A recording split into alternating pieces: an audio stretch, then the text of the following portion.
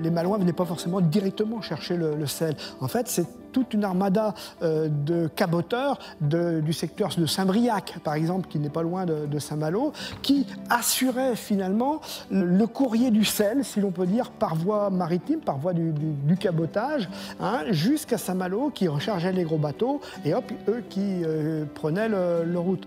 En fait, il faut bien voir que le commerce du sel a différentes échelles, hein. Il y a un commerce que l'on peut dire international à l'échelle du nord de l'Europe.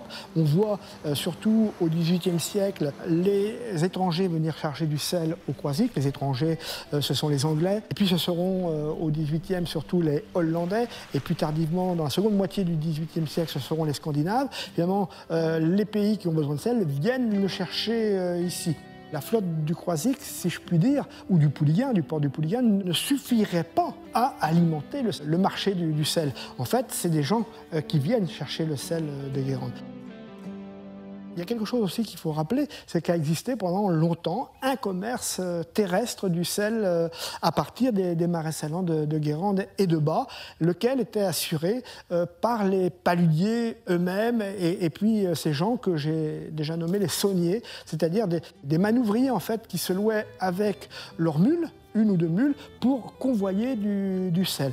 Et il y avait des chemins sauniers, d'ailleurs on en a répertorié un certain nombre à partir du pays de Guérande, dans le Morbihan et en Ille-et-Vilaine, par lequel en fait les campagnes qui avaient besoin de sel pour saler le cochon, hein, faisons simple, eh bien, étaient alimentées. C'était à mon sens remarquablement organisé. Les sauniers, les paludiers affrétaient des barques, soit au Pouliguen, soit au port du Croisic, charge aux bateaux d'emmener des gros volumes de sel par voie maritime. Les bateaux arrivaient à Hennebont, arrivaient à Pont-Aven, arrivaient à Quimperlé et à Quimper.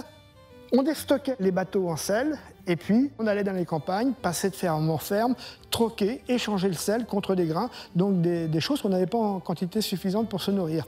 Le grain était ramené au bateau, lequel revenait au port du Croisic et chacun reprenait sa part de grain au prorata de ce qui avait été mis par chacun en sel dans le bateau.